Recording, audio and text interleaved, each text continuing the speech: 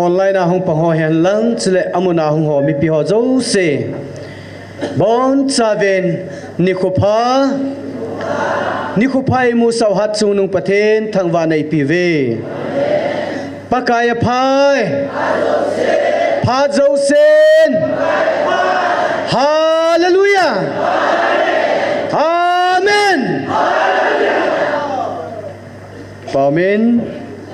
tu ni zakit le ni som ko le ni khat le ni chan patheden dam labit nei pi ven amai cha mei hat ta ti kong thedinga mi pi za ding khom thei za leven pathen minin ki pa thu na chung che wa kan se jen he tu ni ki ban cha na deu chom chan pong dong ka ting conduct tu ni hi ngai lut ti bu kim lo ho to ki man khom ni ko hi en conduct hi amasa kai kong he ding hin ke kan ki chai le conduct hi gol hang le na GMFDI ama conduct ni hin langa hin asar hon to na jong gun to san ki pa me chule bible simding ho aki ke on gin theina devin hin phong to ke jole gol hang le nan an phun tho de hi in nunga ne mi gol hang go len hung hi ding hin wa choila sading nu boy nu pa khu bi chang hi azole gol hang le na in an conducting le ke man cha na diu cho he chule tunia til kho na thu ai sei pe diu hi evangelist pu thang len sei hung hi ding he chen ten ama sain pathen lagau theng thupon ni la thum hing sim dong ka ting taw na ma sapen in nei diu he vevin mi ham pha na hi ve hichita asalung put le lungel ho ji in sudai hi uven aji chu na belu na pau keima hi ki khial ngai lo hat chung nu na pathenu keima ka hi bo ve keiman ka pi nau jong dai pun ten kal han pi nau jong dai chom di pun te keiman ka vil na jong tang pun te aji chu keima ki khial ti nei lo khang son chana khang sang khat na akitip na koizing hei millo hat chung na pathenu alpha le omega keima ka hibove keima na tu jingu wing ting ka khut ban zit lama na kai hoi jing naw winge hichi hi van nui midang ten azawa athang set hil the na diu thu a hi hiji chen tunin nang ho hi ta sa kalhan kami Israel te chunga kawai ho pi ding mi kacha te chu na hi ta ve hiji chen go lo ding cha jong na hi ve pathen kam sung su athu theng sim do naw pathen phathei bo piu han lang in a taw khom na diu amasa pe na hin jing ni khu counseling vel zakhat le som ni la ni chan hiding hai ta en hi cha jong pathenin hagau mong thai chele hu hing na ki hol nom tam pi en pui lut pi thein na den pathen henga taw na neu ten chele hong zo sen kichi ta hu hing na thu het senova thilung mon nei puma kipa ta ai lama theina de venjong chi program counseling jing ni khwa hi kitup ta akichaya lo hing ta pathine mapuina devin alhacha pu evangelist pu kamalei pathina man cha alung thimpum pi chula team ho ahin chula evangelist no langa damlo ho damna dingai cha hung ho zo se tau pi dinga jong ta chin sung langa he panla hin ama jong pathinen damna tha na pi jing na din taw na nei pi utin chula ani na chun tu chung thil so hi inam pumpi wa pakai ko no iza uwa nampi ki ngai lut na le kilung khat na asu na din pathe hinga taw hite pakai ozalo lai ho dinga pathinen chan sapi ja boina su hi ti jong hi ho ta san hon het thim diu imu chi lu khat so hi in he je chuna ta san lo nam pom pi vin a het thim thelo zo sen an het thim ting ole pathina lung lei ting le ki phini zong lo pathinin thiliza kai gun sa hetai he je chun bon chawin tauna neutin taw chai ne evangelist pathin mang ni pi ki pa min te taw taw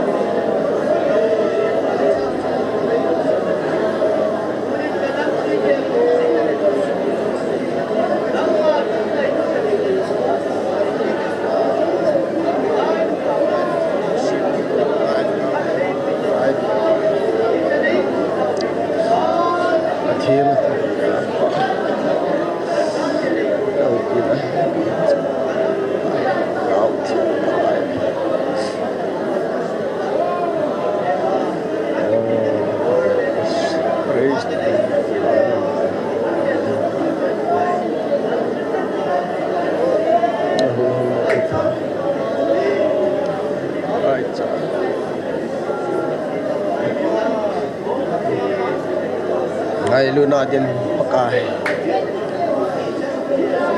tu ni chana ngai lo nang ma ne hallelujah hin la nang ma ka gel lo ji po vin nang ma ka sumilo vin kalam vai ta vin pakai nang ma do nen hin khu kamang ta vin nalung katu jo po vi jong le nangin nang ma jala tu ni chana helai muna pakai pathen nang ma ko ma ngai cha ro thum thei dinga phar hoi ta nang ma nei pe jing je vin o jing pathin avel velin na kom ki pa thu ka sei ve na he pakai ka hin na wa nang ma hung ki choi sangin lang ka asan ho jong nang man nei vil vel lang pakai nop na pakai ta be se nang ma ko ma om heti ka gel do wa ka nampum pi nanga ki shin lung thim ka nei then divin tu ni program ho hen lang ka hin na pum pi wa mun ti na om jo si yang nei ho pi ta vin ti a nazr jismina ka ta amen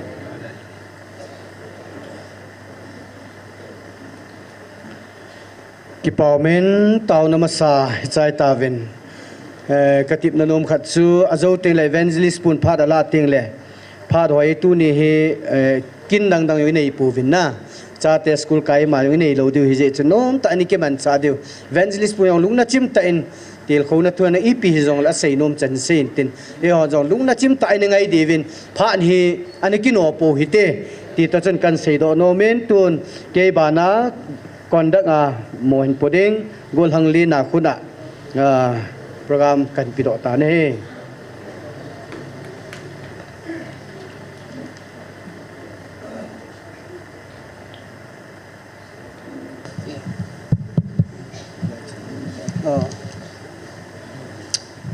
mi pite ho NIKHO pha tuni NIKHO pha pe pathen thang vai nom han chule kai I macha hello phata thu sei thei lo pa na kai hilam kai hon contact dinga ai phat sat zalin ai phat sa zalin lam kai ho chunga ki pa thu ken sei na hi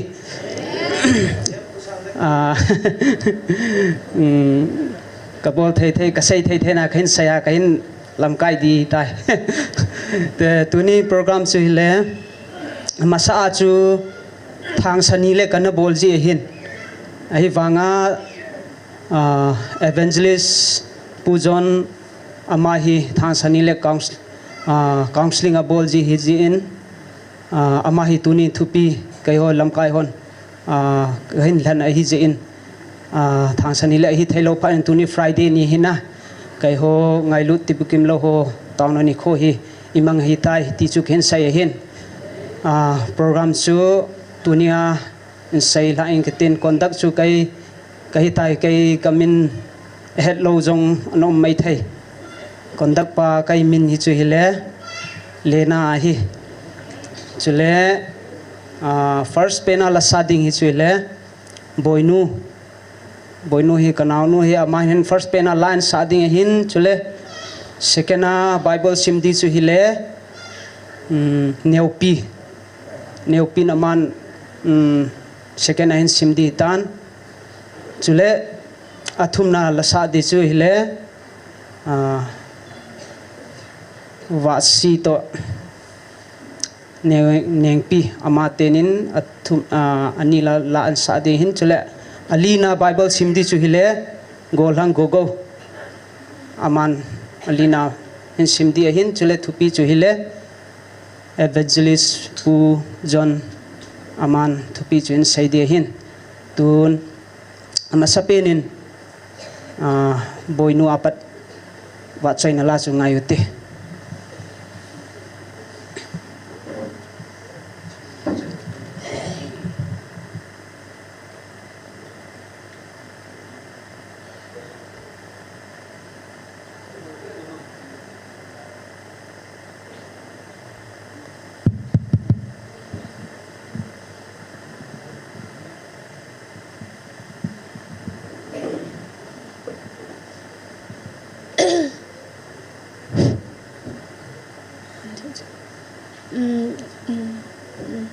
pata ha ding ding seng tang ka sa chai le ki pa ome tu ni kai ho ngai lu ti bukim lo ni kho a pathen fa choi na di a lam kai hon la sa di hai pe ji a pathen thangwa om han kai ho adang nga chu mundang a hi le kai ho la sa thêm lâu cái hồ hi la sa đi dòng du cắt chân lâu đi he ai vang a pathen long se na zala pathen ngai lu na zala cái hồ ti bukim lâu ngai lu na inam tao khom na la sa thêm cái hi lâu vang a cắt chân jen ka ki pa e pathen thang wa om han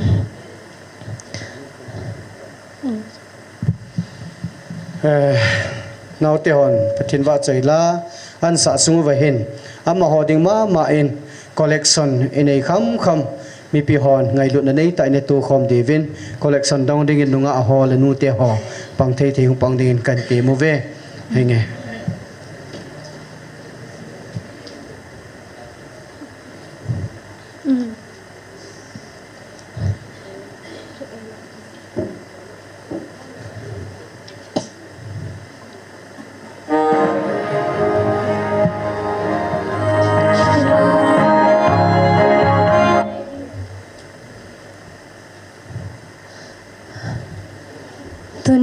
căng giống ấy tí cái thing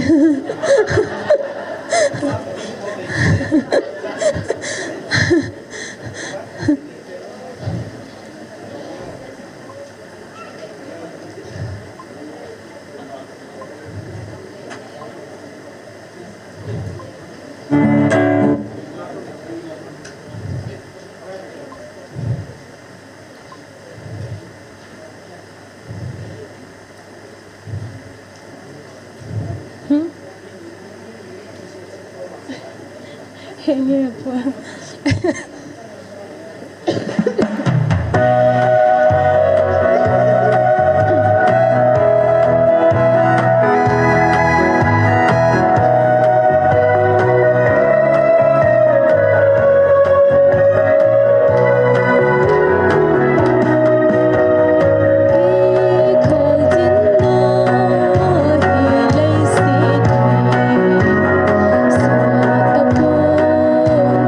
để không bỏ lỡ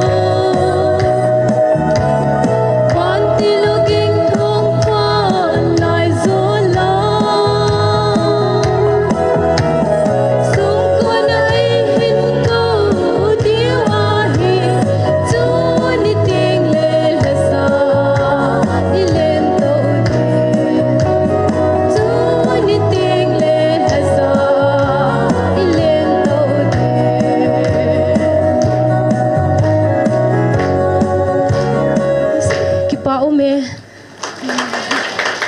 ati ki thinga ka din pi he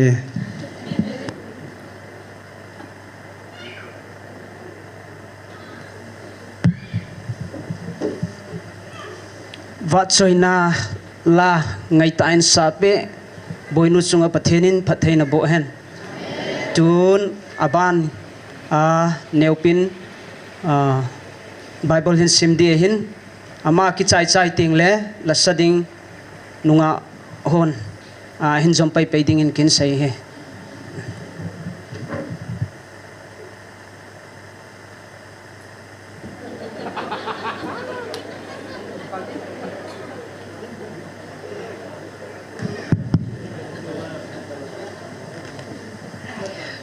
Number sometimes segi jangkat jangni jangkat pekai jaki ngajingin tel pabolin cutilia gam sangajingin natin lumungan umdingahi jangni pekai jaki patunumin cutilia manarung tima benediction na pidingahi number sometimes segi jangkat napat jangni jangka kipe.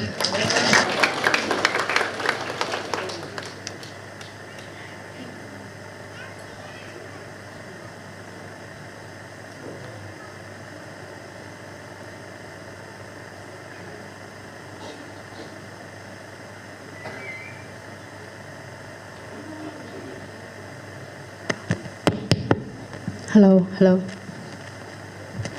Pathin va join na dingin na ko to cross lam zo ni tu so kain sa de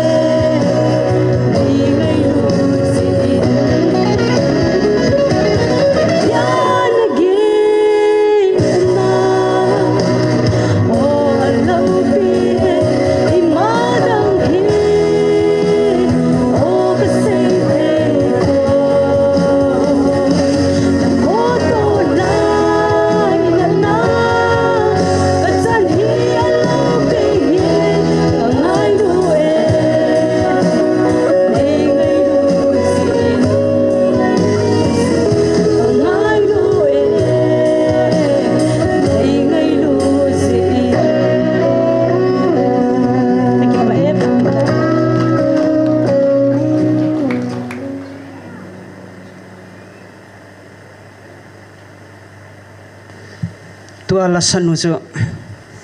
the momong e asanu bang jeng na ta sanu ta kaya sanu chu asa ta nu chu hong hi tam ka ti chu the momong in patheni na chunga pathena bo hen tun abana bible simding golang go ma chu hong simpe le phanante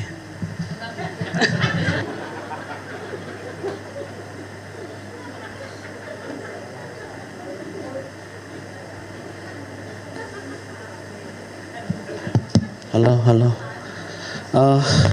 Kiman kan simdo ding chu hile. Ephesus bung khat chang thuma pat chang gup chan. Chang thum ipakai zu Jesu Krista pale pathin zala van mun tina thagau wang bu na tin changa wang e bu pau chu thangwai num jing hen pathin ngai lut na zala ama mit muwa athing ding le nol na be hi na diwa pathin sungila hi vanoi kisim do masanga ina thlen do saw a hing aman adeile atup dungzuya Jesu Krista wanga alam thu chapate hi theina diwa ama dinga ina chum hen do a hi chi angai lutta achapa zala manbeya apu thilpi lo pi chu iwa choi diu ade a hi Ephesus bungkha chang thumapat changup chan ki pa e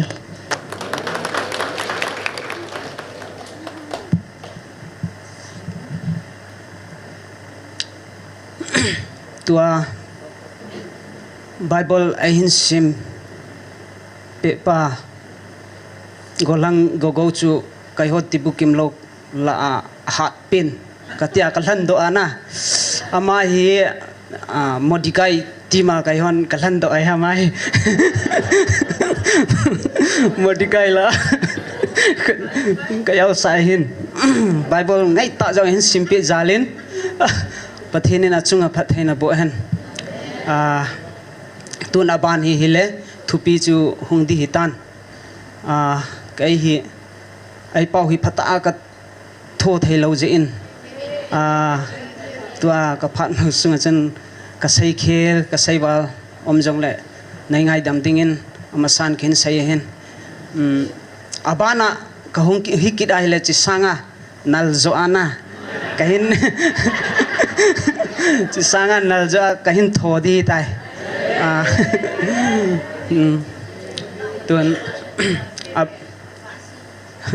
tuần aban hi thupi phat Evangelist pujonin aphat ong la pi intin aman aphat achai chan aman hin la di tai ama khuda ka pe doi tai phat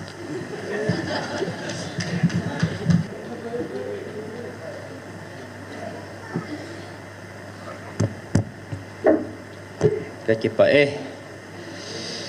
amasan heta bang phat pata piu pa pathen thangwa na sang pe ni pevin ipithu so jang le thu nom hanang ha sat na ipium jang le tang lawa gunchu ta le pon ta tuni chana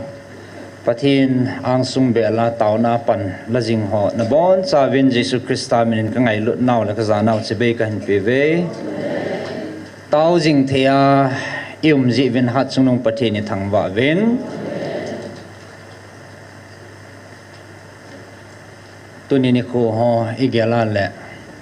mi zat ikisu tu deu jong ka ging chapon nampi ibon chawa lungnop mona lungjin na mei pi banga jinga zan hi khatwini tunga pana he koi macha saying hello boarding hello tabanga he in ko eman lai o he in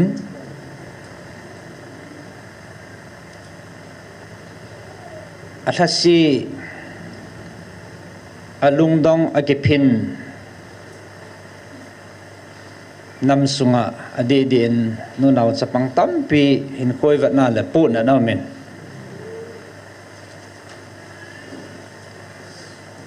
kyo jang zani mu thei lovin hin ko kamang ovin ประเทศที่เราเบลดิ้งอัมป่วยตีฮีอากิจินเจเจจิงเอลหัดสุนงประเทศกระทั่งว่าอินบอลดิ้งอัมจูมป่วยอินฮิจิจุนเตานะเอมานาประเทศตัวเอกหัวแหละจุงนงเปนเห็นลงมุนเปนเห็นกาลาเห็นอลุงดองกัมปามาคูนเฮละอิสลามมุนกีมเวลดงอาเฮซองแหละอลุงดองตาตาเอาเมนเกี่ยวกับคุยสันตัมปีกมูวินทุดนะabang he kepal guli uzang umahin nam ngai lo bese punat bese zia hita bang til so dei lo nam sungal hun ting lahen mi tampi thasit na le ha dai na alung ji in hi chun islai muna tang lo wa pathina itaw na ho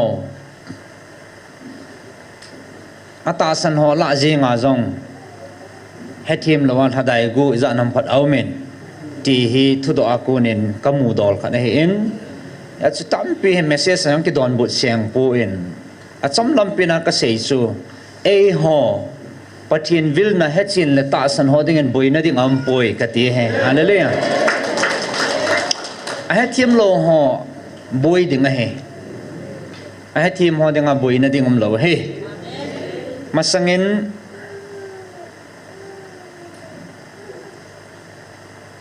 itiham khat phat lai itaw khom lai chun ning kum langa thusu mi pi het thelo dinga secret ta pathinin yung het sa apha no omjin siting la kong din phat le na he go te te ve kan ti ji chu no he na ngai pui ti le thanom che ve ka ti ho chu atam zo he pathina abona ki chi ta inam piu e piu phat chit na he he a chu he thim na ta san ho dinga he lungbui na dingam pon lungmun na ding zo ha ka ti epijinam tile akitip na thon ngai lo pathina he ti phat chin na he a sei ho abon sa pha cha cha a sei dung ja gui thung he ti phat chin na he e sin tu ni in koi tamang chalai taw na mun ho le pathin e ho pin ho hi chan ge ki thung tai pi ti da nai tabang thil su te ham tia pong la pong luk nu mo ho le ki pal gu le ho chu in he thim de hin tin abon cha he pathin ki chi ta in he sa ba e na mo pu yu he ibola ki chi ta ta ni ki phong lo han ti le inam piu ta sa la ga wa din khanin ding the nai po vin ji chun pathinin ingai lut na hoi chan a hi wangin a he thim lo nil kal ake ake a ki so ta ji chun thil su ho he a hi ding bong sa a ani nga ka he thugu ho ki sei thei ta lo he nam ki tu te he lo han ki chi ta tai bon sa wa he de he a he ding a lom hon a he na he ta chi ki koi ji nga he na tu ne pathin ka thang wa na chu khát sa athonam poi aki sei do ho he izin pathin ana thangwa au hitin lungmonga hangsan ta pathin thupi init wa itaw diu he achung nung pi nai honi bol thi pi no he ti chu phan ma sa a kain phon do ma sat pin nom hen tin tu ni he kayong wang pha ka ki sal he jingen pathin thua han tumam po in han chomam po in pathin thun gam ge ne pon boundary ne poi ti tunin a thain ka muin pathin ka thang wa e ti bukim lo ho zalin tunia he amho to nampi taw khomna ikeloi khomwa amhon in lam kayu chu ka fa na le akalen nui za jong thanop jong pa cha jong bin na vet nom jong min patin thulama gospel lama ka hong lut til lai ho ka din mun ho ka va na la tu nia amwa ka pa chama ma jingen vet ton thei tai ve ya abortion sunu kondak hen bol pang khumulo hi chu sa le I pau tho ke bang kit lo hen na a thei dan dan an bol chu kitil khom le jingin anup na ta khat na men na an ko do dan ho ke pa thon se dan ho chu ama tho zo hei ki le zil deu ham ka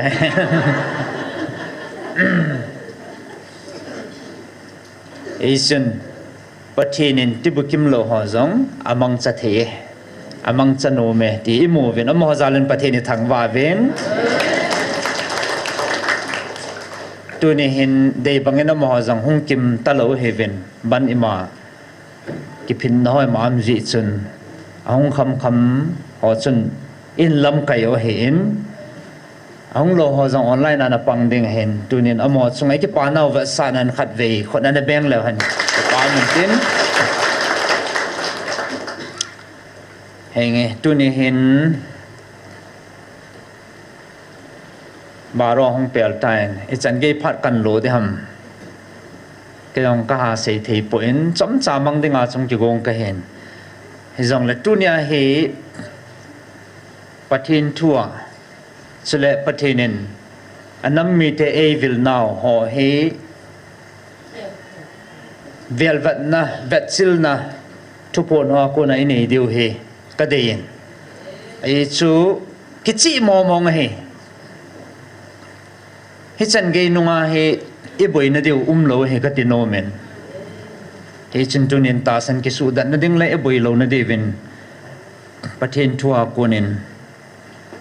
mina velvet diu poimo he diwa tunia poimo ka sa lai lai ho chu sim do na jong tampi kan nei di hen tin lungel ta lung thim nei sun sun kot hong puma pathin thu na ngai din kan ti movin tune ibuin ho he ka gyala le pathinin tu chunga til so ho gala tul ho he ta sa le thaga wa ikisim phat na ding wa pathinin ka ko na he tia a ko na point thu changi pi ho he an he thi mutin an da zo ta ve le han tunia til so ho he nam sung wa so lo ding he ka ti no a point he tampo in ilo chal ji ule na ta ji wa he kul ta ni za akuma sim hi chan hi su lu no he hi chin pathin jong I kha don te di vin akitip na thon lo tu chana he aman jong e vil naw jong tang di lo he nana mu he ke man katun lo le kitung do pon te tia ki tim hat chunung pathi na hen katun ding he ti he hallelujah ya si chi atun the na dinga chi nampiu he su tup ding laga wa su dam ma sat ding ati hen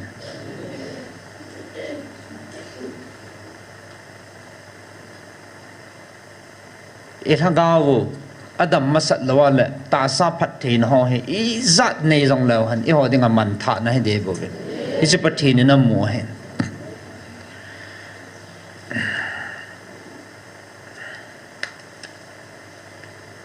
ama sain pathin tu thing bible chang mun khat hin sim doing kating 2 Timothy bungthum chang khana konin chang nga chan chi kan sim ma sat no men athupi hi ninunung nia mehem chan ding ipiphana epidin muna ding hi vam ti chu tuni hin aneu alin ibon chawa ikichi du kata sanin ninunung wang he tai ti phot chi na hin as ninunung lam ting le itabang din mun itabang thilso di ham pathinin ipia ko na ki veng do ding ai de ham ti hilai ko na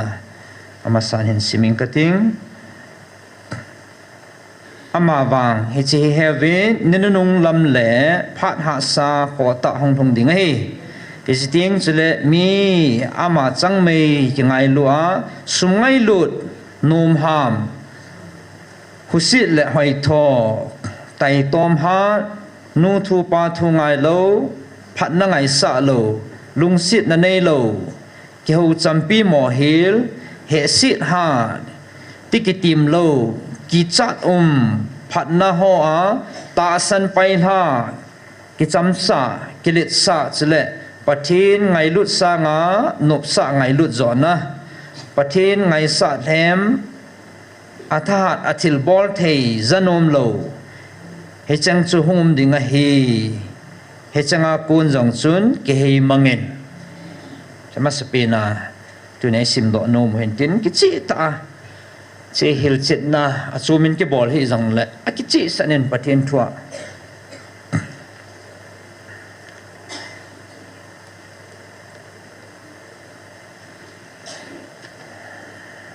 abana hen tuni ike holim na deuwa pathin thua mena kan than do ne chilang he second king bung som la ko sung he a hin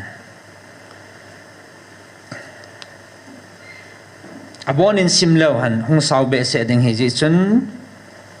ka dei lai mun kan la do no kan sim do de hen tin chlaya ka sei do nom chi pe ham chele he chi hi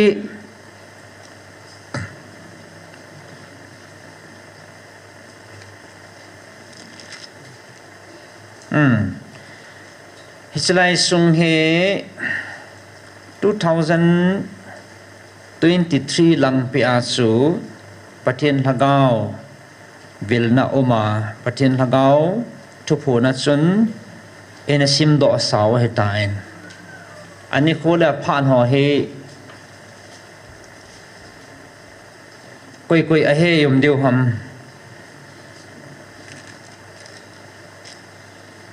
he khalani yum deu kata sanen chlai he hin sim masaleng in gel do deu he in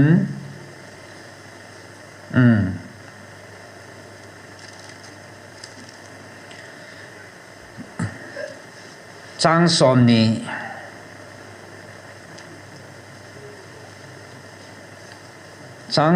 le som ni la khat hin sim masang kating Amos chapa Isaiah jang chun Hezekiah za heti na seyin pakai Israel pathin in heti na seye Esera lengpa senacharip chung chang thu dola nangma kahenga nahung taw na chu keman kasang tai ama chung chang thu dola pakai jin thu asei sa chu hechi hi ahije chla bona simula sounding kati ma bong chun chang som ni la git langa hen zomi ngai cha chu ipi ham pakain thu asei sa chu hechi ahije nangin keima dona thu na seiji chun nakilit sa na thu sei chu kanabing te nia ahong thunge keiman nana homa thi koi kabu pia nane phute ni ka a kamdal ka koi pi ding nahi chuting le nangma nahung gal kun na lampia chu keiman kanung dal mangjal ding nahi chale nangma dinga amel chi na ding chu hi chi hi hidinga hi tu kum sunga hi acham chama hung ke do muchi ga nani a kumni thin kum jong le chutabanga acham chama hung ke do chu nani adinga hin kum thum thin kum wang le muchi na tu thua aga na loading leng pi le na bola aga na ki loading a he hi chan chu hen sim do ma sang ka ting chlai ku na he chlaya patien lagau vilna chi in sim do sa ta ve ti hi na gyal do ma kana zakai ti si sin pakai me khot ga tung ta deu te chlaya a ki sim do okay atam zo he ve na ani khola phan hi a he danim ba ta lo na akum be en he bam Isaiah 19:29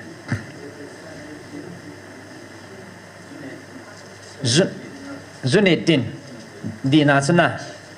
ke pa men langa ta chalang hon ana heaven khut ana beng te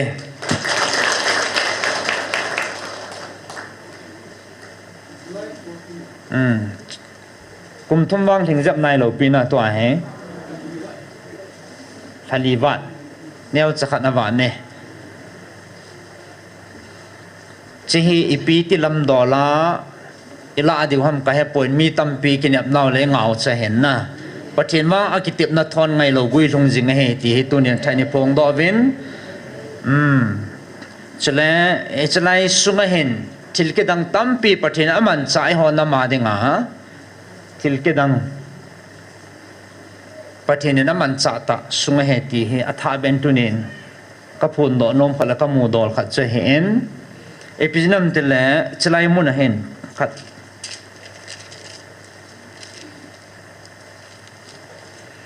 chlai til so khat anau men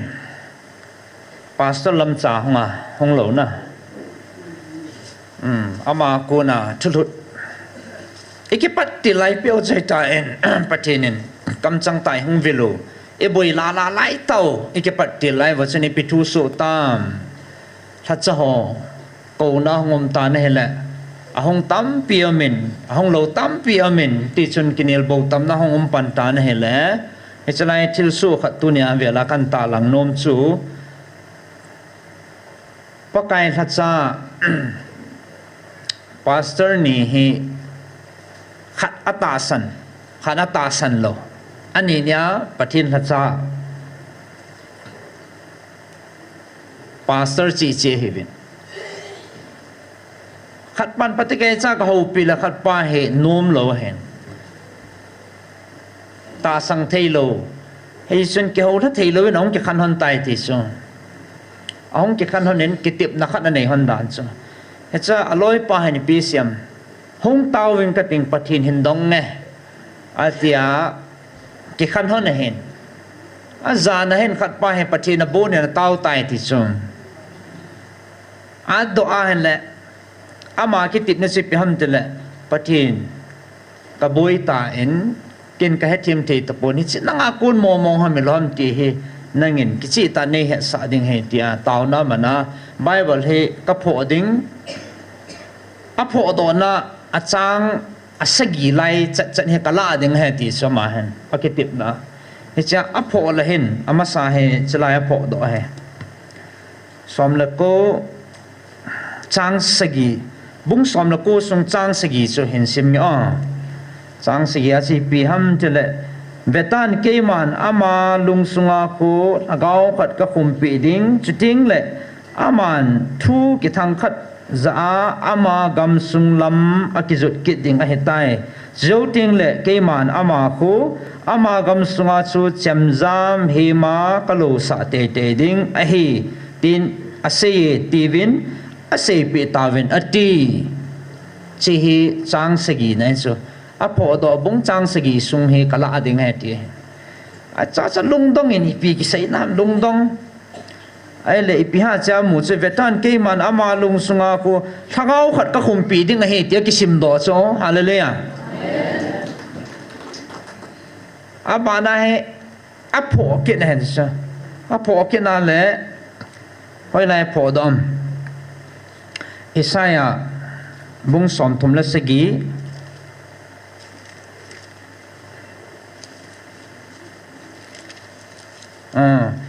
Isaiah bung som thum la sagi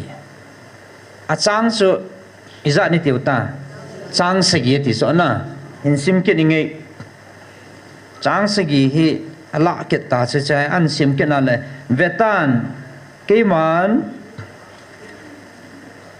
senachirip sungal hagau khat thalu ding ting ati ki chong chuting aman thu thang khat aza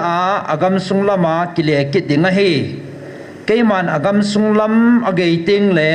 chamza ma kalo sa ding a hi ati tin ga sepi tawin ati ke bang jana hallelujah chlai te ni ke bang ta na pho do ha ma yang ti za be sia o hi chi wang e pathina ko ne hi ti ke man ka phochin tai ati ajing ke mu to na chu pathina thangwa amu chit na thu cha sia e chu pastor lam cha ko na hi chlai hong thong a he hallelujah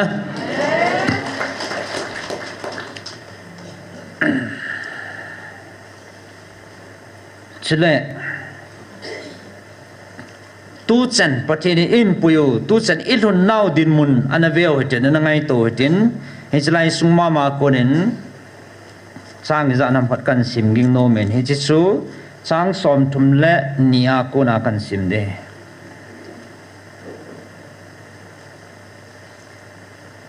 chikan sim masang hin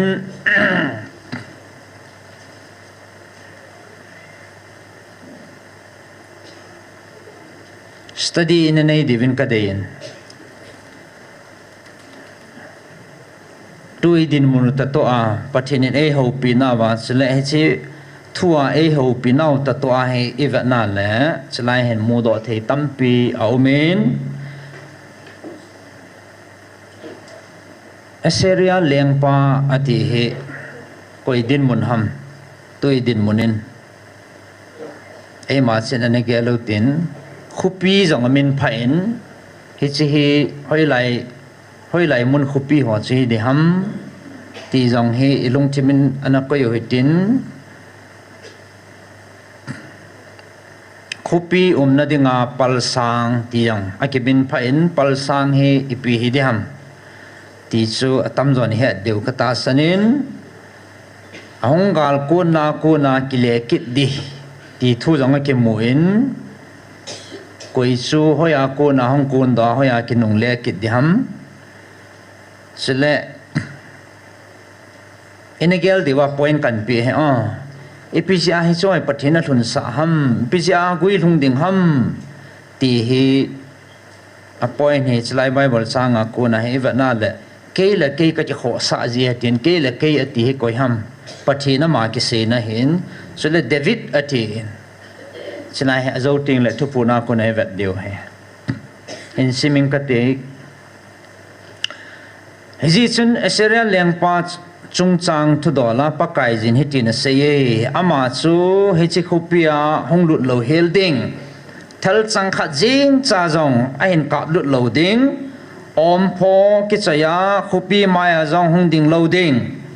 khupi na dinga pal sang jong akai lo helding a hi ahong gal kun lampia chu kinung le ki di a hin hi chi khupi sunga hi honglut lo helding a hi tin pakai na seye izina mitile keiman hi chi khupi hi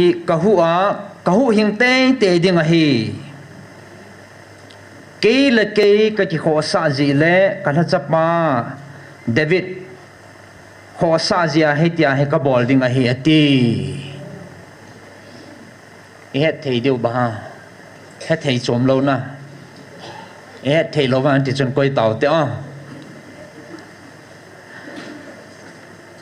tua kan sei si point chu ana kul tu gu le han cha chi chi chana he chin dio he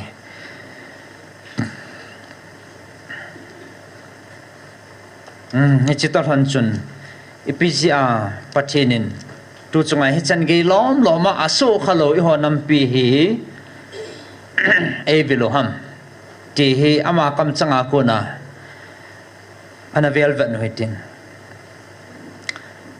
yung zivin tupo ni ngalal zivin ingay khom zivin ikipau vin bang si so zivin anop dan so tupo ni le let se zingona akichai phat le thudang ki zalo chu tu ni wang cha kidang mo nge ti hi khat la khat ki chibe wa iza pe no chen na akit le hong ke no tupo num kit phat le ekipa mama jimin akichai phat le tu chung wang hekit thau hen thu po num sila tu chung wang he jing hen na he su ki khel ti nei lo pathi na hi pat chin na hen na al jing tam lo chi che ti na he so ya so tu chung ai ngai he cham kim so ke ding apa nai piong se be di ta mi ti la kit le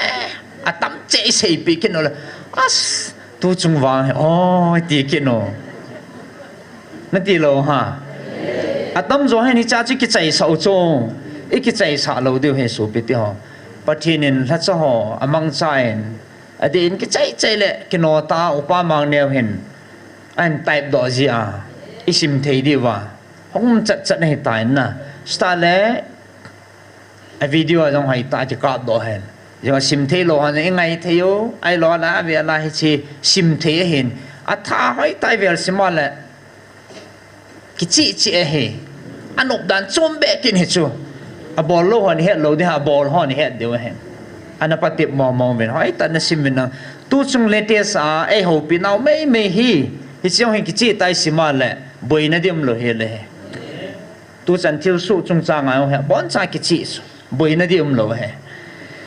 ya số chỉ lại hiện nếu chắc hạt chụp bút lăng cái hông độ tiếng hết bắt thiên lăng chụp phun ai cái tin 13 October 2023 lăng chạy tại hi chia hi abula patna tu chana hi imacha ai ta event na le thu chang hi zat ei pon pi na wa hi chalai chu hi ti na ding umlo sal amala ma chi kal na jong umlo bible ta chi kal na jong umlo chi kal lo he chi kal mala la bible mang cha ei helo chu bible hi bunga chang zat mo mong sim do sau tam he het siang lo he ta chu a bible sim do sau bible ai helova hi cha sa bible ta chi kal ei ti wa la wang chu lung do nom ta nil kal ding gut momong di sa lo ding gut momong na lung chang put na ko na hong ko nei bo ni su na pau diabolo ko nei bo ya ti su ati kal nom lo he ya sa tubul langa 2023 langa pa na si pi ham tia la la kan sim nom chu tunya nang ho dinga ke pa na thupa ke man ka hin sei dinga he ke ma ta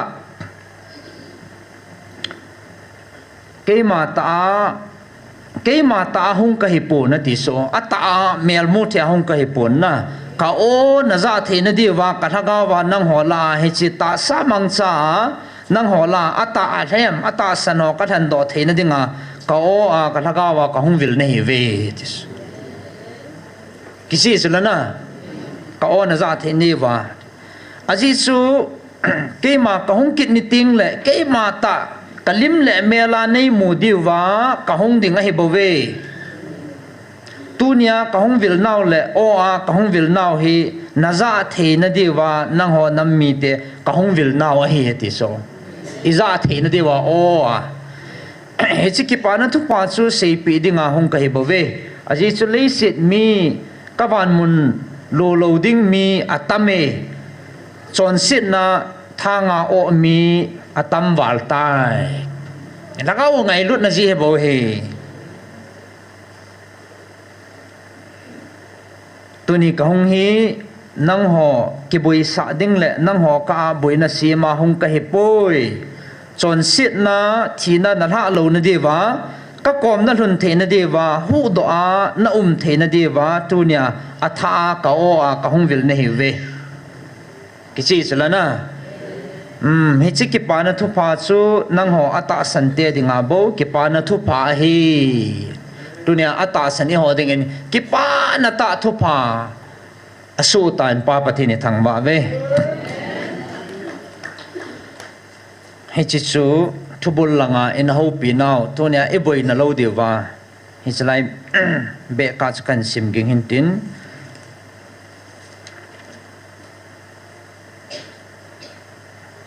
aza ka sei ma banga pathine e ko now pa he anazaleu han tunia e boi no he lo ding he khati so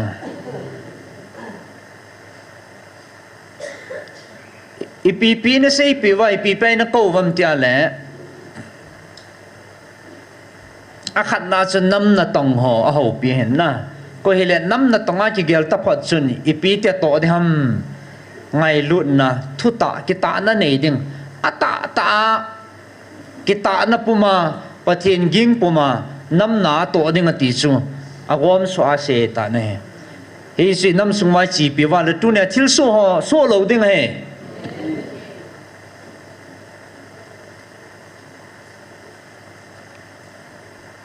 abana pathin thachana tong ho chun akhat na kineu sa thagau manga kho sa de tisla tu ne hong lo na jong thagau mang thai ding atam wal tai các con hong long ding at hom wal tai hi si pu na ji so number 1 na ya sa tha chon jong ngai lu na nei ta thagau mang ding ho kho sa ding degree tai tar ho le leading lalding min than ho he ho sa lo ding in thing ta ki ta ngai lu na nei ta pathin tha chana to deu thagau mang kho sa ding pi pa he izong he di tai zui vale na mo boy lo ding he tunia ta sa lagaw ki ngai lu na tha sam ta san na ki bang thei lo lagaw mang thai ding tam pathin gin na tha sam ta inop no ma ichon ta so cha chu pathin lagaw thing ilawa zalian thei talo i to ai tham ho he he cho zo si su di na dinga so tha cha ho ngan si na chang he chỉ hạ sắm nào lên ta, nó muốn nặn nó lên ta sao hè, hậu sa gam vai po ho,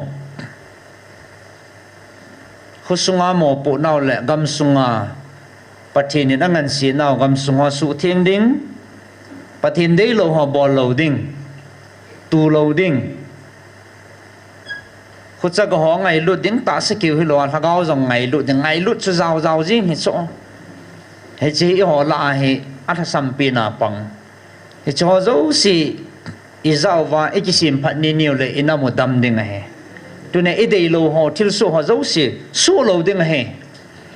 ti he pakai mena tu ne hang san tai sei no mo hin tin zo tin la taw na a igel do deu tu chunga zong azo kan sim cha bul lang he ta en tu chunga alete sai ho pinau he moniza nam phat tunin a ve lai gel do wa tauna a e pan the na divin e lut the na divin chala e ho jing jong atha e kisu hat be che na divin e hung vil lo now azi kichi ta so tu chung e se pi vin chi chu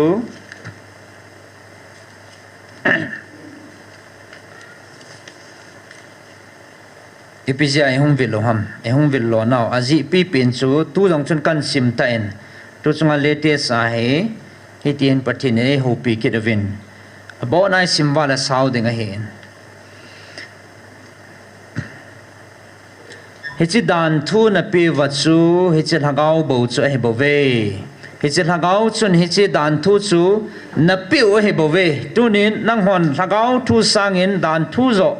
nangai kho ovin na lunguwa na til kho pau chu koi ham hichi hagau thu de dinga na til kho pau chu koi ham nang hon na ke het po ve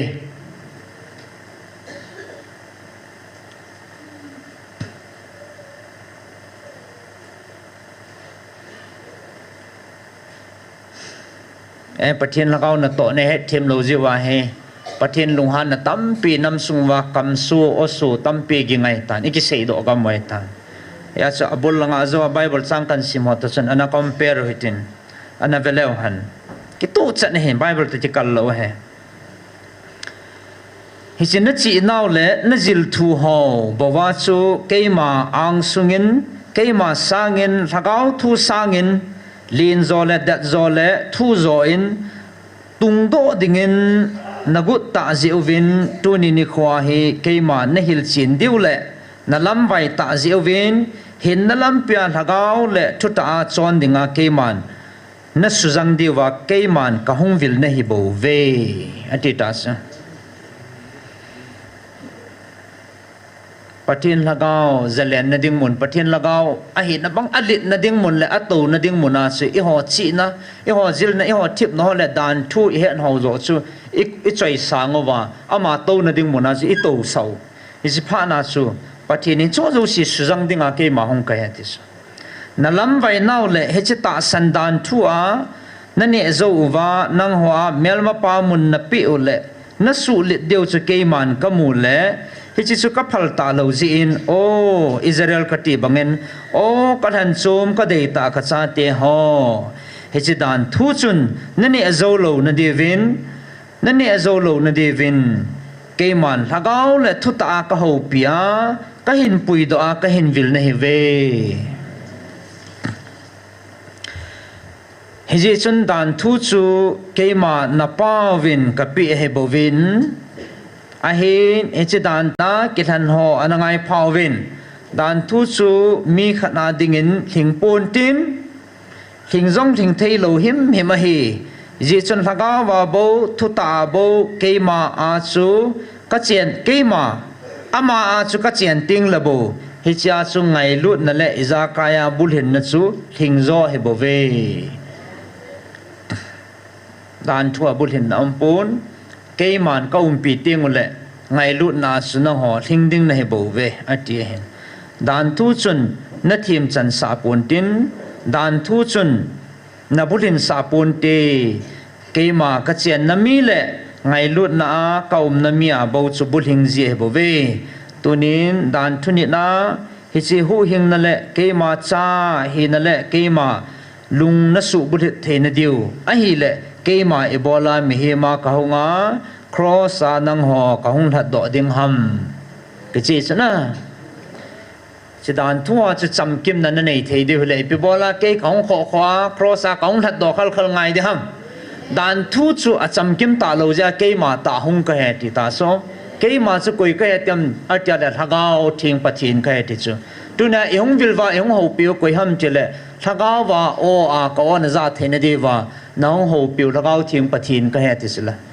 ki chi se na he aban zamin khota khat chi pi ki tam ti le ei han lo now aji ki het lo tampi yum ji wa e boyo he chu ipisia ei han ham ti he tu chung hil chin na wa neo hat kan sim ging kit ding he aji hello wa lungdanga penga nil kala dong le ho chu pathina ma ta na don bu na he ai han lo na jiu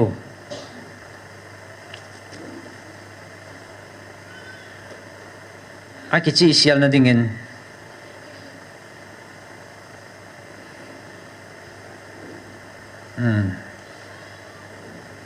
hen sim thong e tu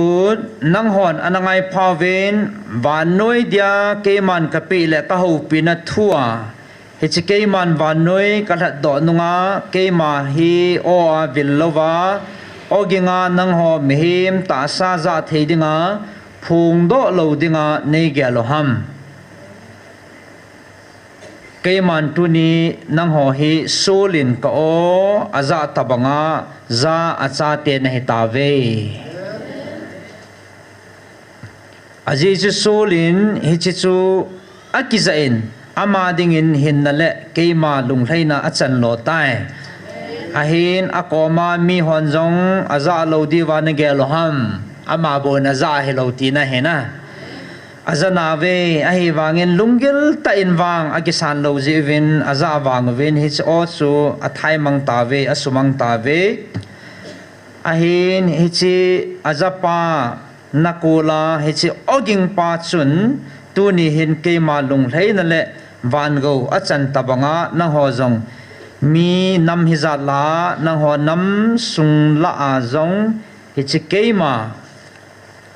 ngai lut o za acha te nahi ta zevin ki pawin na ho jang van muna na chan diu tame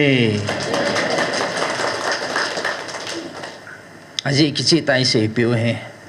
vervin keiman pa khangin o a ka ho pi bangin keiman tunin nang ho jang thagawa o in ka ho pi e aji chu solin na za chu koi o ham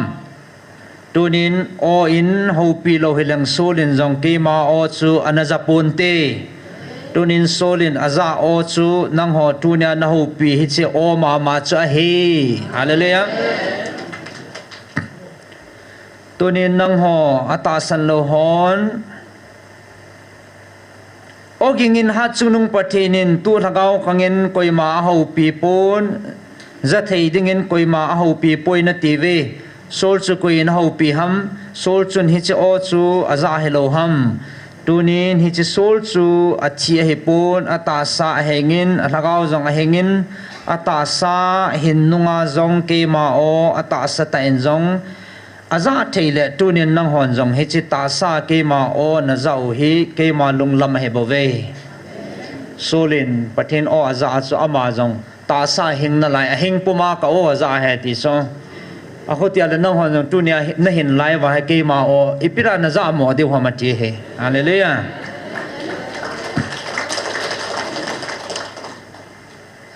sol chu lagau mit avatan ven tunin na ho zong na ta samit sangwin na lagau mit avatai hallelujah hichi o a vila ho pi dinga chu mi uma a hi nam zong uma a hi aji chu sol chu keiman kanadei thanin alung tain alung khoin ama chu alung thingin hichi chun keiman alung ta na le alung chang chu keiman o a aza a ki khel ding chu keiman kamu zin keiman o a ka ho pi a hin tunin nang ho zong hichi tabanga chun nalung tauwin ei han lo naw ha ilung don ke ven pg ham mai tiu cho ilung ta zio number 1 aba nalung kho vin na ti ke cho ilung ong kho cha lan ha dong bang cho ka vet chu na samo mong ka pa cha lai hong gu long zo lam phot ma leng lut man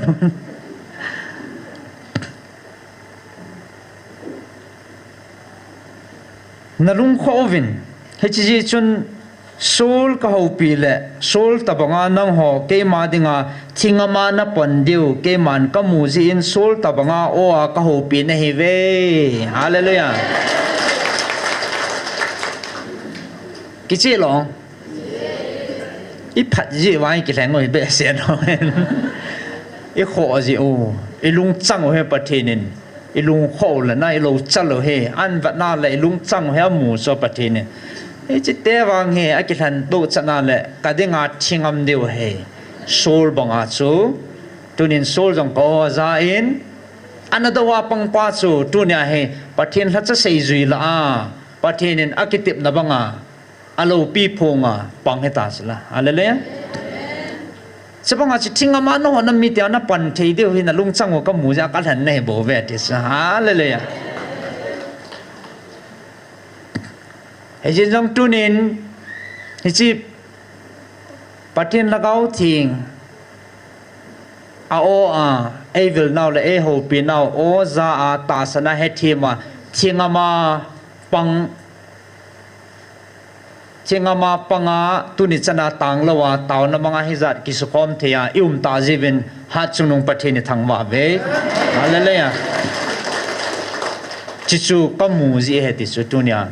tunia ipano he ilung changu pathina mu ji asu ei hanwa ei ko hen tunin ipang thei tawen pa pathini thangwa ve hallelujah a chaina dingin ipi sei pi bam tiale kipa ovin atis hallelujah ikipa ngai ta so ole kipa thei nai lo hamna ta sát thu langa tai ga ban ka le ki kal he ajing so tu lai ta ki pa ding chu ma mam ni so na ai wa nga pathin try lu ting la pathin hin ki pa ovin na ti ta sa hallelujah ki pa de we epizin na pan la na ho hi khat sa thon pun tin ati sa hallelujah tunia nong pan la nahi athona pathina koi lo ding he mimal insung nama dinga pathina athona ka koi lo ding he ati pathin ki tip na he namit li ho keiman ate na ka te a ka khol pi na hi ve hallelujah tunia islai mit liang sian vai taw he athona lung lo ding he pathin ki tip na he hallelujah cái man các khol pi này về thế, aji su hay chi lê lê vana phát thấy na các chân sa đi ngay hi, amen, lê si na trong phát thấy này đinh, van mu na trong phát thấy na các chân sa đi ngay thì dunia, imit hi lon ho he,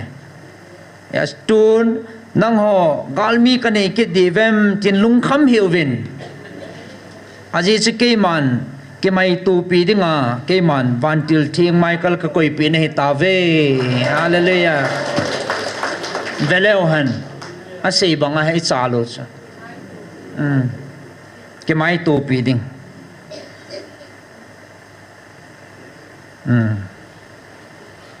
cái mai tu pi đi cái ti ham hong la cái mày tu pi đi mà hè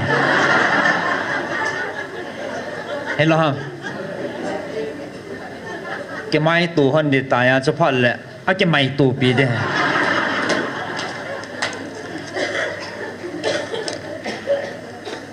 nếu chỉ có gì chứ ta sẽ thua hà lụa na giết là về cái hay tiếng lệ huy nun ho tuy pi kỳ nong ho hà vật tiếng lệ im hình lung ghê là im mà trang ping thay lâu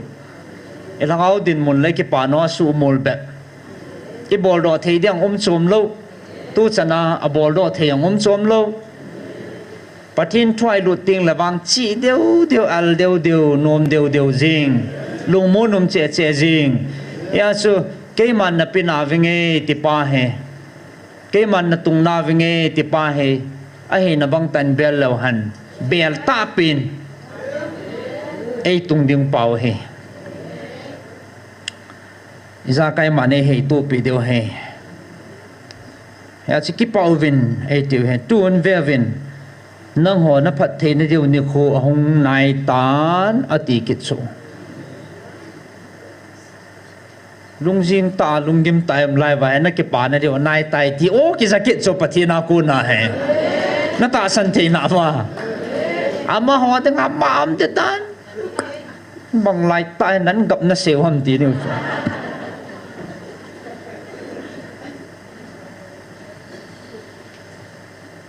lung ha na mam ding he a hen la a thu gu chu amu chin lo ji thu hen na ya chu a thu nei pin pa lấy xe na giống và na giống van mi tiết chunga giống van til tiết chunga giống til sim giống xiang cái sang a liên do lo ti zo cái sang a thani zo giống lo ti pa sun các cái tiệm na thon ngay lo khang sang khát na giống các cái tiệm na cái sumil poi ti sila cái ta patin sun a chu nung pin pa sun a cái tiệm na chu thon lo ding he ti mu chin ji wa chu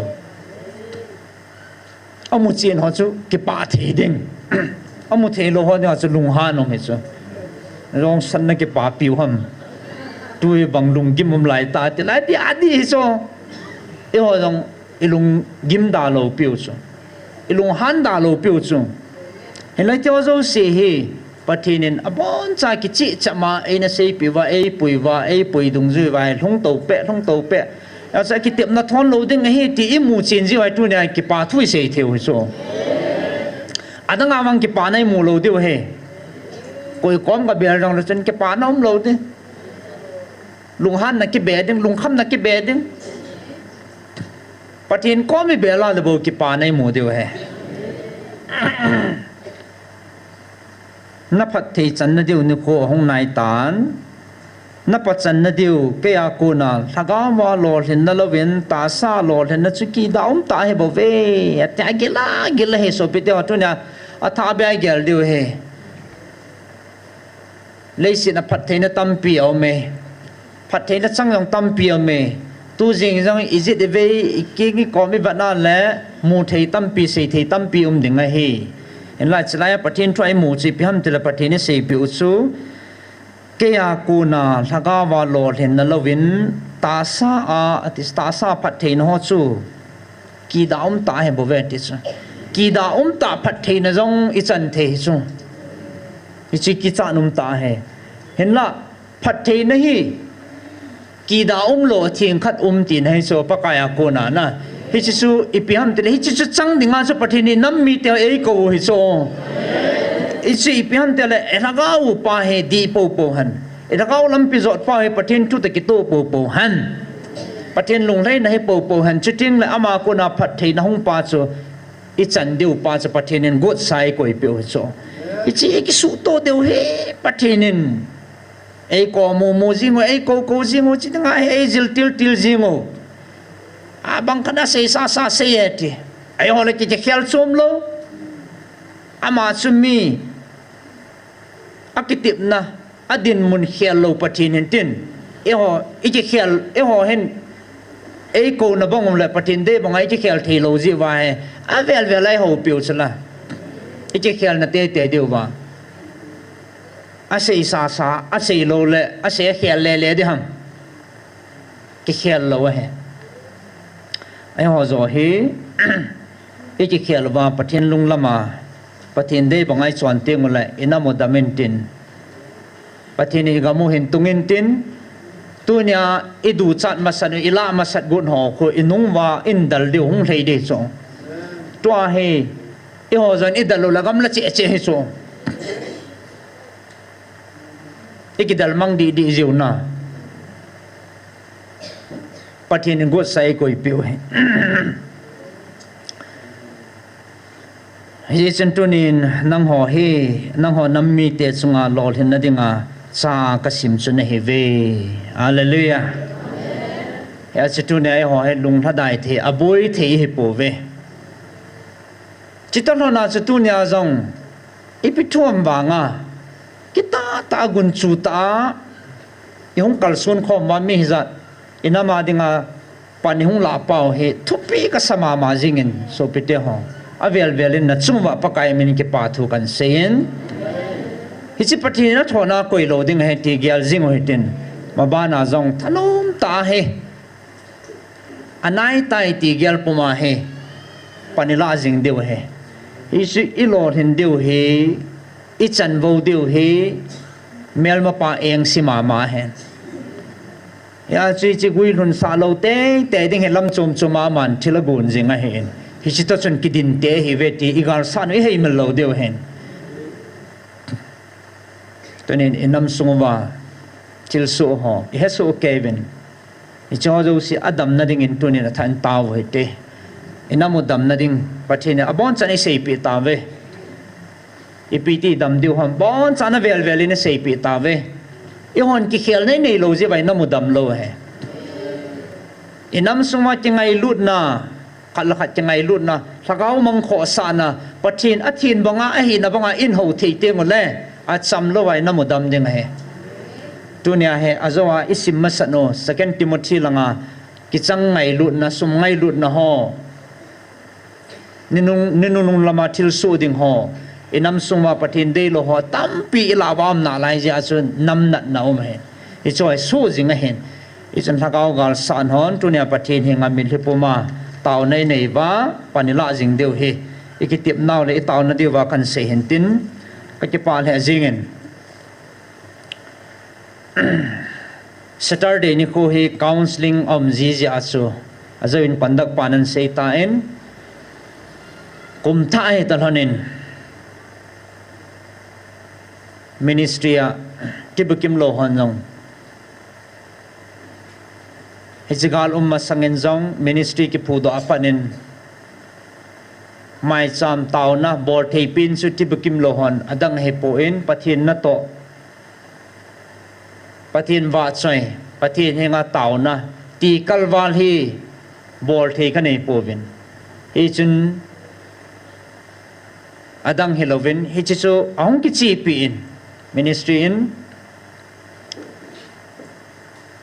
gal masangapat na hen na ma ding a taw na jong anike mang ji hen counseling jong anike bol ji hen he chan ge galin in no khum ta vin hele tunin jong hi chi taw na atang nai po en tibukim lo hon jong masanga ki ho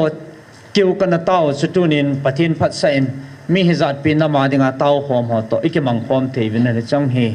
thupi ka sama ma jingen as kum thai to hana Saturday second Saturday ham he ahin gon jiu he first zo ham tu chunga he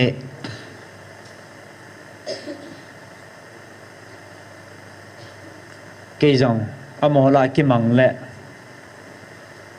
alam kayo khan hi na chu de sa ta phat chan sa te ding in tiu chu program an go no chu a boy the jingin so na pana he pha jang pi nom jiu Saturday he jing na Saturday a ke ho noi langa counseling ka bol ji vin hele a ke pel jingin hi a chu tu chung hi na lu te ding te de sa na chung nung in chan wa Saturday chu tu ni Friday a imano hen ya chu hi cho ji in chan ge ngai lu na ka chan jin jong de sa na ka chan jin jong ke pa tho velin kan sein tunia ihon ibol thiu chu kan se ma bangin chung nung pin athanei pin pa ko ma itaw hi thanei ta hi ti hi gelo hitin chita le damlo ai lo da satan na su boy pan pi ngai cha hu do ding ngai cha hoi hu do jing thevin pathin thang ba ve chele thaka wa lam bai ho pathin thu akimu china hu hing na ki het china pin thana ne ya pathin cha ki hi na aki het do abang kham na thei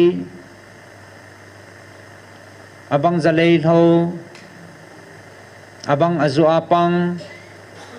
ai lo la abang hi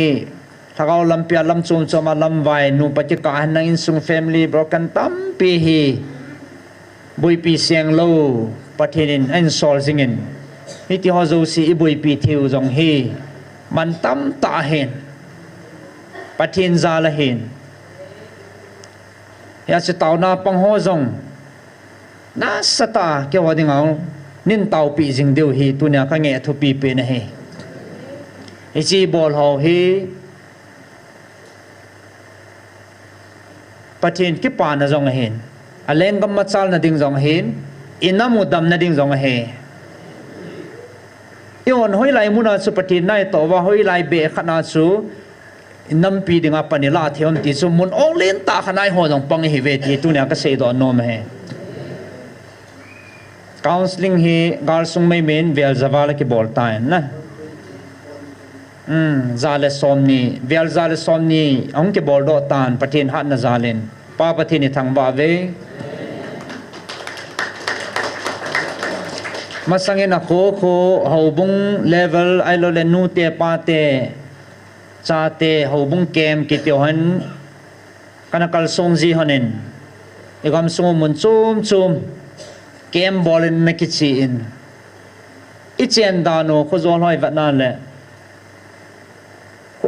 in tam loi jong chu nu te kem bola le in tam pin loi jong chu nu te member som segi som git thin na chu khu atam loi i hiu chu zawal ti mo om lo he e ge la le kai ge la le ka ki pan alin ta kha chipiam te le chilai muna pathin thua hu hina thu counseling nei na wa hen Saturday sin aza sim hi mi hong zau jing le pathin ka thang bai pathin za la hin khu chi khel le pin tha na tampi mu theam zin pathin ka thang bai kham thia ki saboi tampi kham ti thang ko la ko na pathin thua ko na sut lamam zin pathin ka thang bai alam vai tampin pathin ki mu theijin pathin ka thang ba e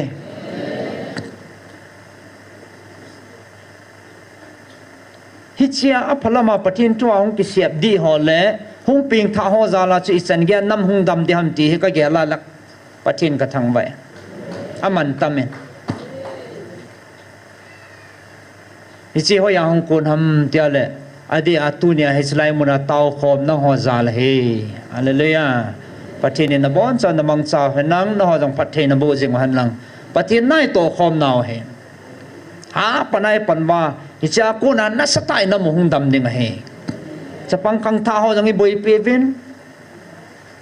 le kha sim ho tampi school kai panding hong ki taw sa tampi omen service a ji ding ho tampi hong ni taw pi vin a lo thing tampi om tan pathin ni thang ba ve khang tha lam vai tampi pathin thui ko mo pi theivin amo jong ki mu chin na tampi nei au men choyong inamo dam na ding pathin lengam ma chal na ding a hen e gela le itong khel po ve ya se pathin in tu ni chana he din pi we he izanin angle chumin su mi ding le su ru ding to gon za jong le pathin idin pilai siwa chu imacha kiling lo ding he asmi boi pyajit leve til tampi kinil bo tamla ilu sanga ko tunia amasa ka sei banga chu a chaina kan tip na non chu eima inuni khan le ito ai tham hi pathin de to ki tu nan ti zo ki khol jing ke ding he hon ha bolo te khati aji chu in to namun le ito ai tham chu pathin de a hia pathin alung hlei pawa le hicha chu pathin na to de chong ti zan na ding lo hen koi mai ka ko povin koi mai ka tim povin ai wanga iti dana counseling ni khuting la aza chung thei ham pathin an sol le ham pathin an phas aji he lo ham na tong thei pathin he i hon ko le han mi som ngai ong che ko do pon te mi som nong che ko do pon te sin taw na thu in lagaw mang ding ko sa na le pathin lengam chule inam wa ding i taw na he na sata ma ba na zong pani la jing deu he pathinin i thu piu ta hana init jing wa hang san ta le ki ta tai chi pi di hi tu nya pan la ho zo se le nam pum pi wa tip na kan ne hen tin chule ministry ading azong tuni ni ko ta sa te bukim lo hote ki man khomo amo lam kai na noya taw khomi ut thanen amo zong he taw pi na ne nei jing hoitin aka le abang hi changai si jong ji le si na ding aji gela la mo ding ai kinep nom ta lo hen na e ading ai ki chana le ha sa tho he to hen aka le ke yong zan ha so ji ham commit hi neo khat problem hom thimin to chunga doctor ho chun night driving zana gari tol hen na ba lo be ni hain ti pius ka gela le chi mei meong chu mi nga dinga ha sa tho chu to conduct pa ha bang he i ki lo yong le ki dal man lo ri ta sa gang chale mun khana ki sol jong la chi the lo ri ta sa ade ngai khat ama chama na tuibong ma ki sol jong le achanga thung thei ta lo ding he chu ta sa ga ma amo hin dan he ta sa ka tau khom jivin phan license gitar ho ka peven la ho ka sa khom jivin amo na seu che pi ham telas wan ga mi hlun ting le ki mu tu di ka nga la le ve i mu no mu cho chu nyang i mu thei lo na ning cha ho loi ai gol hang ho loi hen adi dia evangelist no hen no ka mu no me an ti jiu cho ki ho ki cheng bo ma kuma ke thabo ma email ki mulo ki ti chu ha de dan na a chu itabang mel ka pudi vem ta ho aza na ka do ozile o henu cha bebem holoi hen eng to no ham agel da no ta seu ham la ke hello ka mel put hon ding dan an sei jiu chu aka le thanu ma ka le ki cha num ji abang khat nu ko sanga sang dinga gel jangom ai ma kin ka sei chu ka thim sei pi ji aza jang la na lung han dan tin henu san de da na ti wa na gelu chan phapun te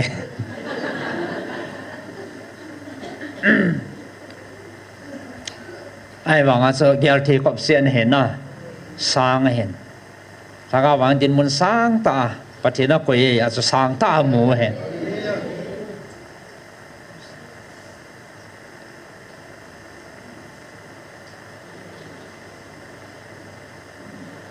amo ta hen saga ga ma kana kal son ji wa aga wal kana sat lai ji ho ka gela le tu ni hen kalung jong hal ji en phai sung jong mun za ma kana chu nu ven na youtube ma khon khat ni kana koi manen ki jan le jingen amo ta ki man sa no ko neo pi nau pa cha he tam pi nam diu hen na to muna akama che deu lo hen election thu hon se jong la ngai no ma kyo sunga chung se jong chu ka se ngai lo hi cho ti thon ka se na ngai le kai zat ding ti ho po yo se the hen tho la nga wang se ti za num he ama ho bang kho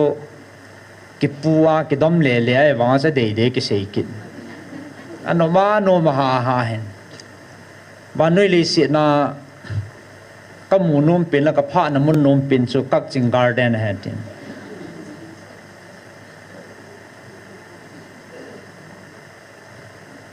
ke cái chân hồi lại gam American tí đam cái tí sao và nơi lấy xe na cái phá nó bên là cái muốn bên cho các chinh garden hết cái nên rằng chỉ chơi là gam sung na na so chân nhà và nơi lấy xe na năng nó muốn phát cho nó mình khát na đi ngà và nơi lấy xe na tục bị bên khát isu bự cái tí số thì lâu bị khát na hen na sa tay chỉ gột na cái này vin ai lệ các chính riêng lòng số khát về na các thuần dâu lâu hen cái họ đi ngà chỉ thil bê hi lâu cho Delhi chỉ ta bằng số cái họ các chính các cái chỉ không ai chỉ có tao na cái mà nó mi tâm gì vậy các cái chạy vào he các chính là số các bùi hoa này là phát các vật nôn là cái này không phải điều phát này he mỗi lần họ các cái he coi à ipi ha tuy càng hơn na sinh ra ham thì sẽ lại rồi con anh này là mình các cái he luôn mình các xem hơn nên nó mua điều này là vì hòn con sẽ vào là hết đồ lô số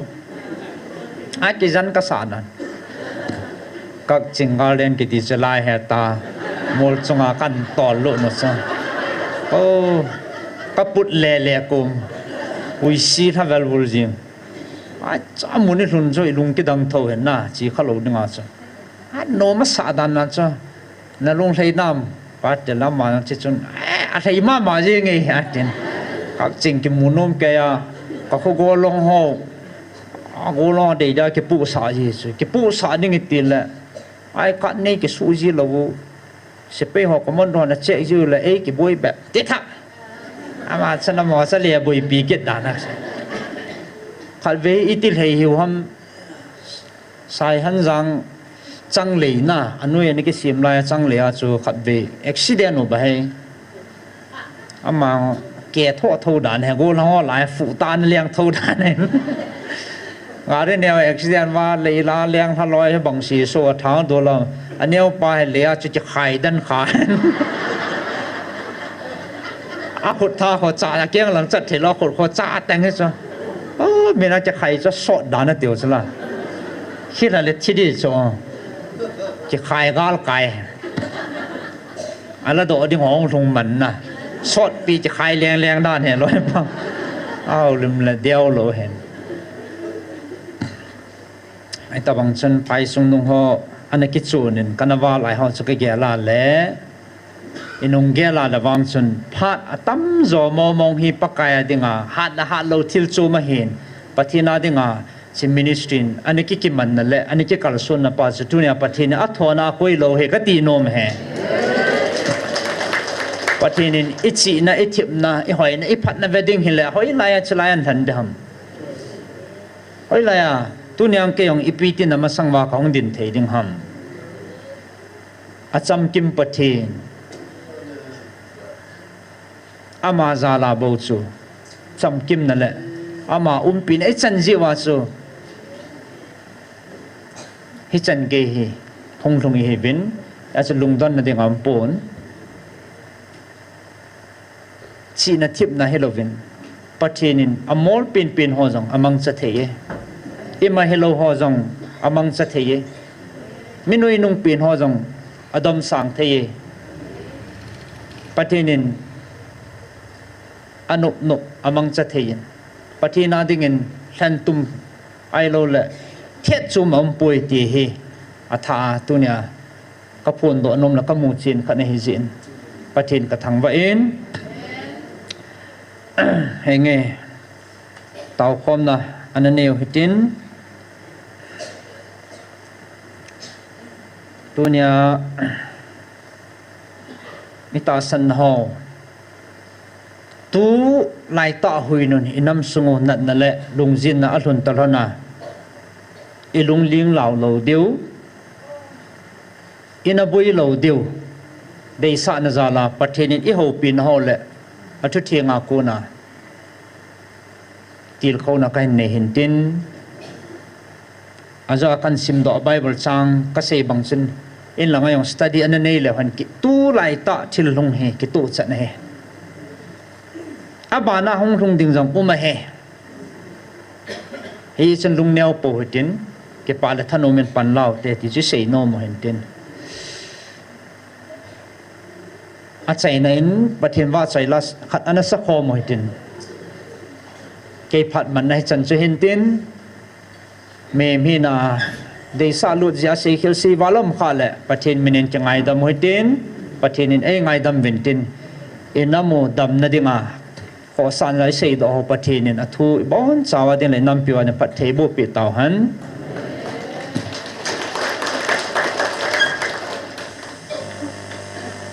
tu ni bon chan na ding kho mu tin lalam kai ho en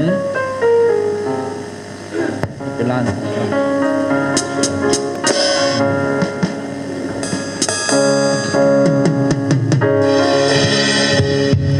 chung van munnom khun hat sa den la sa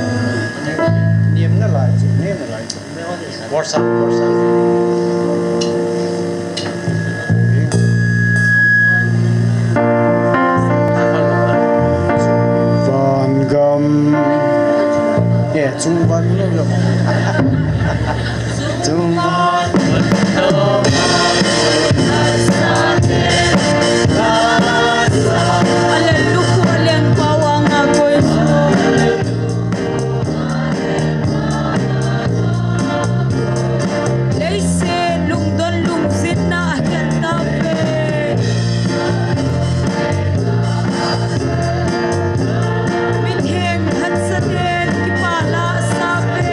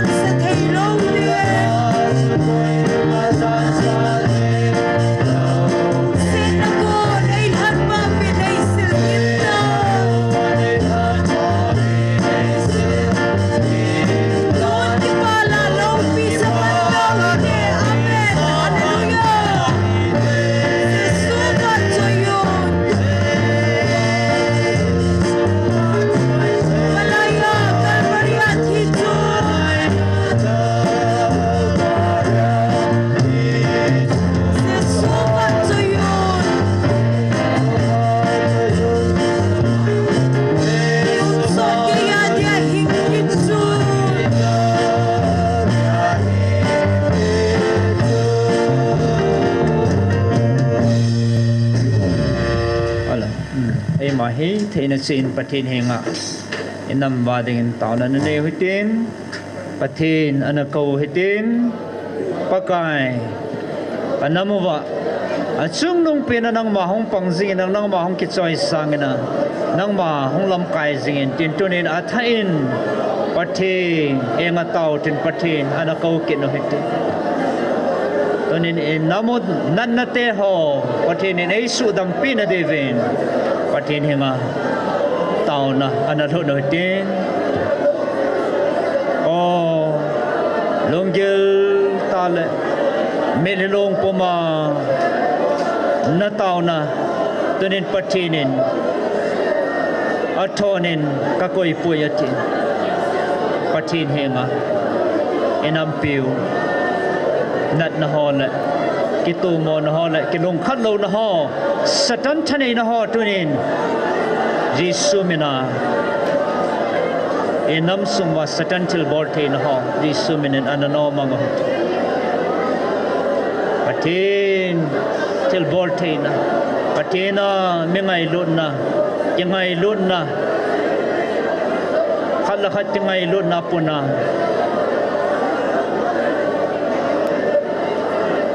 achung nung pin le akhat na patini koi ba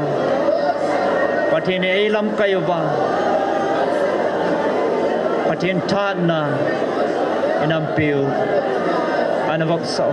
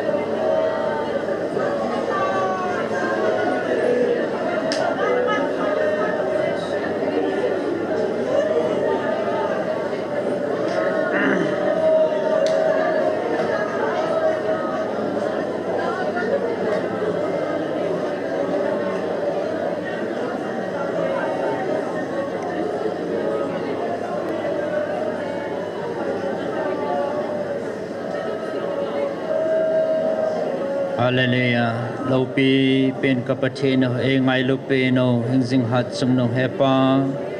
Tuni ni konzong ipitu so zong le na cha te hizat. Nang ma ang sung bela tau kom the na lai kom na sung wahin kajipa vin lopi na le. Zana zo si nang ma ka hin pe vinamin teng kan thang wa ve paka. Nang man ne ngai lovin kanamohi ipizya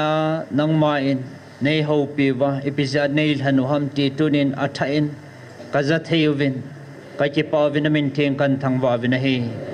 etim thelo lai ho jong hetim thena kanei thena devin kalagaw minova sa kalung kono nei hon pe devin kong taw vinahi kanamu agawa damding la ta sa kitun do ding nang ma to go na hitan na cha tion kamuthe nai po vin pakai itabang daylo kanam sungwa hilso ding ho nang ma na daylo zin na cha ti hichan kya nei ho pi wa nei vilu heti tunin ka gel do vin o nang ma ko na bangin na cha ten na thu mangulang tunin daylo ho su pontin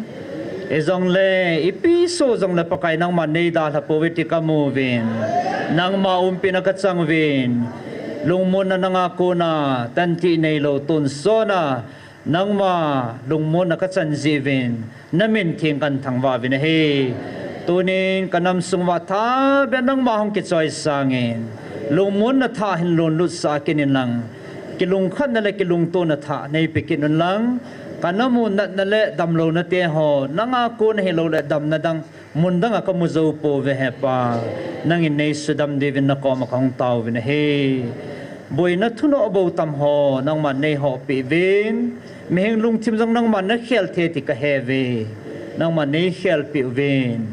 nam sungwa boy na sile ke o ka ke het khil na le ai lo le china man na boy sin alhun lo na ding jong ka nam pum pi hi tu ne thain na ko na kan vop sa vin he pakai na cha te hizat hang san ta pangjing thia na koi ho zal na min thing kan thang ba e ta sa la thagawam ho jang tha bia tha tha hat na pi dingin tunin ka hong taw kin ne he pakai tunin ni kho hin thenglal pum pumin adin ta sa gola pai nong patalo tibukim lo na cha te ho lam kai na noi jin thenglal pum ta sa thagawa ha lo pum pumin ka hong ki lam kai vin hen la na hat na le na phat na wangin boling sel bang le lo thing selen phan ho ka chai thevin na min thing kan thangwa ve na he phan mun hen lo ho zo si zal na min thing kan thangwa ve hong ki la do ding ka hevin pakai ka chi na mun chi mun ka thun ka sivin lagaw thing thil bol thina khatsia nawan til te nei hon pi sawa jing ni kolam ting la ha chela thanum ta la tam zo a namai cha mei ti kung khom kit thedingin ka hin naw ka phan ho na kon vop sa in kanam pum pi wa dingin ka bon cha vini huim pu ka pakai Jesu Krista minin kong taw khomon he amen pathini na bon cha vin pathina bohan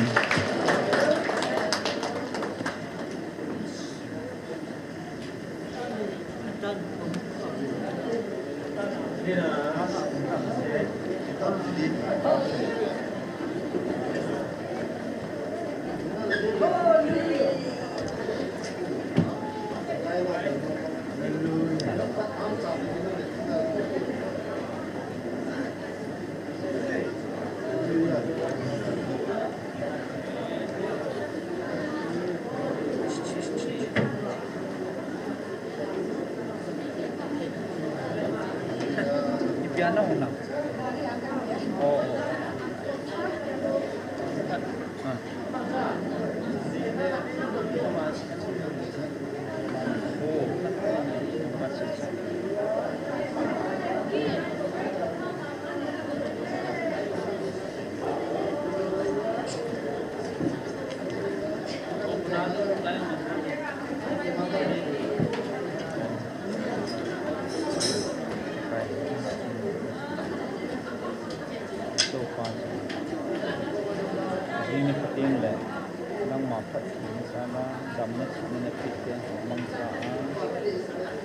exam bola